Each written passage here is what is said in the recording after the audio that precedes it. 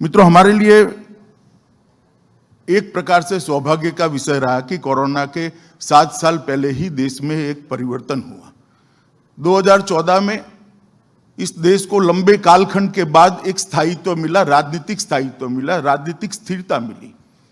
लंबे समय तक इस देश में गठबंधन सरकारों का दौर रहा, किसी एक पार्टी का कभी बहुमत नहीं रहा। मेरी पार्टी भी पावर में आई, 6 साल हम पावर में रहे, मगर उसमें भी ढेर सारी पार्टियों के समूह को लेकर चलना पड़ता था और कहीं न कहीं इसके दुष्परिणाम एडमिनिस्ट्रेशन पर भी मिले, देश के अर्थतंत्र पर भी हुए और देश के भविष्य पर भी हुए।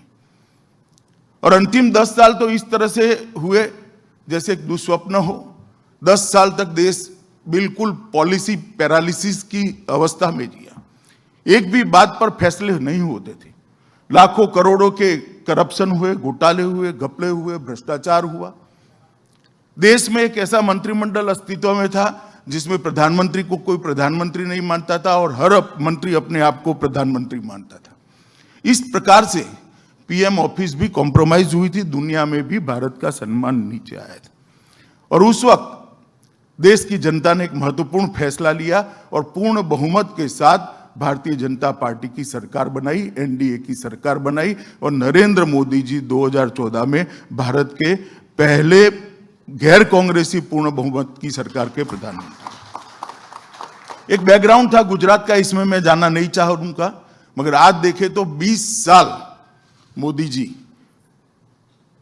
पहले गुजरात के मुख्यमंत्री और अब देश के प्रधानमंत्री के नाते कहीं ना कहीं उन्होंने व्यवस्थाओं को नेतृत्व करने का काम किया है। मित्रों, बहुत सारे मसले थे उस वक्त। मैं पार्टी अध्यक्ष था, उस वक्त भी मैं नजदीक से देखता हूं। अब मैं मोदी जी के मंत्रिमंडल में हूं तो आज भी मैं नजदीक से देखता। ढेर सारे मसलों को बड़ी धैर्य के साथ, बड़ी कुनेह के साथ, क्रमबद्ध तरीके से और दूरदर्शी तरीके से इसका प्लानिंग करते हुए एक के बाद उन्होंने हाथ में लेने का। सबसे पहला मसला हमारे लिए, एक डेमोक्रेटिक कंट्री के लिए, एक multi party parliamentary democratic system वाले देश के लिए यह था कि लोगों का लोकतंत्र पर से भरोसा ही उठ गया था कि हमारी ये multi party parliamentary democratic system ये क्या देश का भला कर सकती है।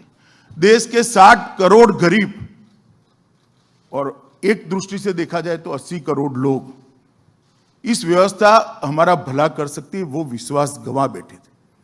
इसका कारण था कि डिलीवरी नहीं होती थी। नरेंद्र मोदी जी के आने के बाद सबसे पहला काम वो 60 करोड़ लोगों को, 80 करोड़ लोगों को देश की विकास के अंदर जोड़ने का काम किया और देश के विकास में उनको हिस्सेदारी देने का काम किया। उसको भी लगा कि मैं देश के हर तंत्र का हिस्सा हूं। 70 साल तक इसके घर में एक बैंक अकाउंट भी नहीं पहुंचा था। 43 करोड़ बैंक अकाउंट 2 साल के खुलकर देश में एक भी परिवार ऐसा नहीं बचा जो देश की अर्थव्यवस्था से न जुड़ा हो। 7 साल के अंदर ही 12 करोड़ लोगों के घर में गैस पहुंचाया गया। लगभग 2 करोड़ लोगों को घर देने की व्यवस्था हुई। 10 करोड़ से ज्यादा शौचालय बने। बिजली हर घर में पहुंचाने का कार्यक्रम लगभग समाप्त हो चुका है। 60 करोड़ लोगों को 5 लाख तक का स्वास्थ्य का बीमा देने का काम भी भारतीय जनता पार्टी की नरेंद्र मोदी सरकार ने किया और अब हर घर में शुद्ध पीने का पानी भी पहुंच रहा है। और पीएम किसान के माध्यम से लगभग देश के 10 करोड़ किसानों को 1,60,000 करोड़ की सहायता छोटे किसान बड़े किसान को करने का काम किया।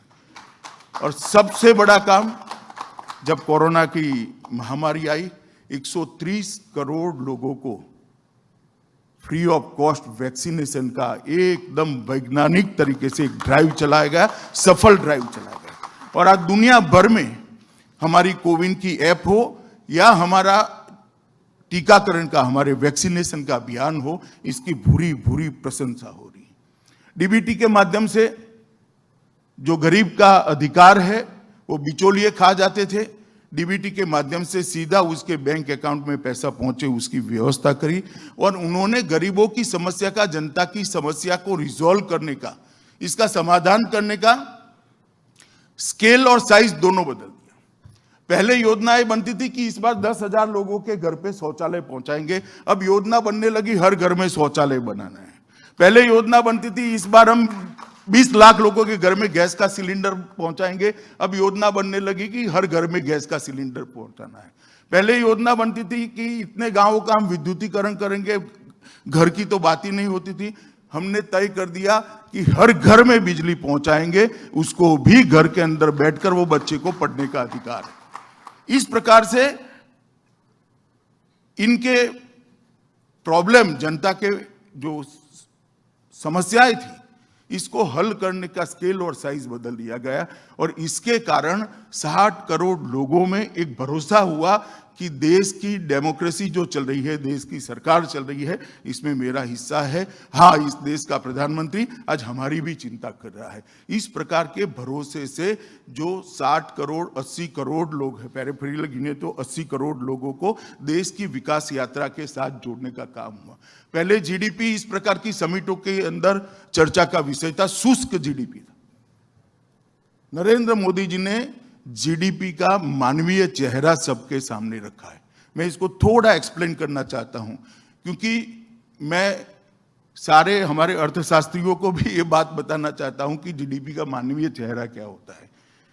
आप मुझे बताइए भाई कि देश के हर घर में पीने का पानी पहुंचाएंगे तो जीडीपी की बढ़ोतरी होगी या नहीं होगी? हर घर में गैस पहुंचाएंगे, जीडीपी बढ़ेगा या नहीं बढ़ेगा? हर व्यक्ति को घर देंगे तो जीडीपी बढ़ेगा या नहीं बढ़ेगा? देश में 10 करोड़ शौचालय बनाएंगे तो जीडीपी बढ़ेगा कि या नहीं बढ़ेगा? जीडीपी भी बढ़ता है और साथ में इनकी समस्याओं का समाधान भी होता है, जनता की समस्याओं का समाधान भी होता है। इस प्रकार का एक नया कंसेप्ट लेकर सबसे बड़ा काम इस 7 साल में हुआ है।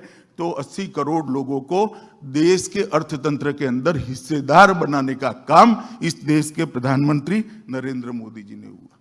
इसके बाद देश के अर्थतंत्र को ठीक करने के लिए बहुत डिसिप्लिन तरीके से सभी पैरामीटर्स तय करने लगे। बहुत हो हल्ला हुआ जब बैंकों की बैलेंस शीट को क्लियर करना चालू किया, तब बहुत हो हल्ला हुआ, मगर धीरे धीरे धीरे कानूनी खाका तैयार कर आज बैंकों की बैलेंस शीट एकदम क्लियर है और एनपीए लगभग 2.5%, 2.9% के बीच में हर बैंक का लाने का काम किया, जो पहले कभी भी सच्चा एनपीए हमारे सामने नहीं आता था।